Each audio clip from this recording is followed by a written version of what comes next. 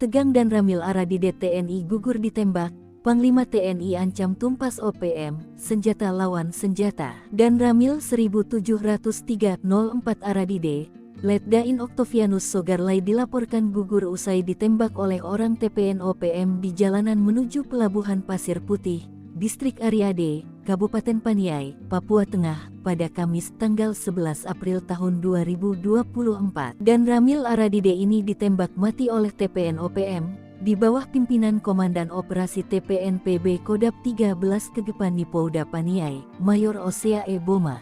Usai tewas tertembak, jenazah dan Ramil Aradide pun ditinggal di jalan menuju Pelabuhan Pasir Putih. Kemudian jenazah dan Ramil Aradide ditemukan oleh warga sekitar dan langsung melaporkannya ke pihak keamanan untuk dilakukan evakuasi.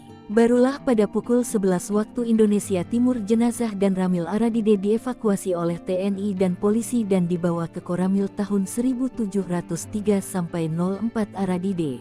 Terpisah, Kapendam 17 Cenderawasih Letkol In Chandra Kurniawan membenarkan informasi bahwa OPM adalah dalang penembakan terhadap dan Ramil tahun 1703-04 Aradide Letdain Oktavianus Sogarlai. Dari laporan yang diterima Kapendam 17 Cenderawasih, insiden itu berawal saat korban keluar dari Makoramil tahun 1703-04 Aradide, Rabu 10/4 sore. Namun, ditunggu sampai Kamis 11/4 pagi yang bersangkutan tidak kembali. Setelah itu, dilakukan pencarian dan korban ditemukan meninggal dunia akibat luka tembak.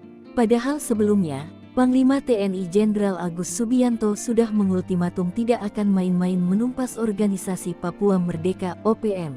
Pasalnya, OPM sudah menciptakan teror, bahkan melakukan tindakan kekerasan kepada masyarakat maupun TNI Polri. Agus mengatakan, OPM telah melakukan berbagai tindakan mulai dari teror, pemerkosaan hingga pembunuhan terhadap masyarakat sipil. Dia memastikan TNI tidak akan diam terhadap tindakan OPM. Mereka akan melakukan tindakan tegas. Agus menjelaskan, dalam suatu wilayah dikenal dengan Operasi Teritorial Intelijen Tempur. Menurutnya, operasi itu memetakan indeks kerawanan dari daerah yang ada di wilayah-wilayah tersebut. Teruntuk wilayah Papua, Agus menyebut bahwa pihaknya melakukan penanganan berbeda dengan wilayah lain.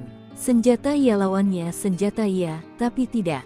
Kita mengedepankan teritorial untuk membantu percepatan pembangunan, membantu mensejahterakan masyarakat di sana Papua, ungkapnya.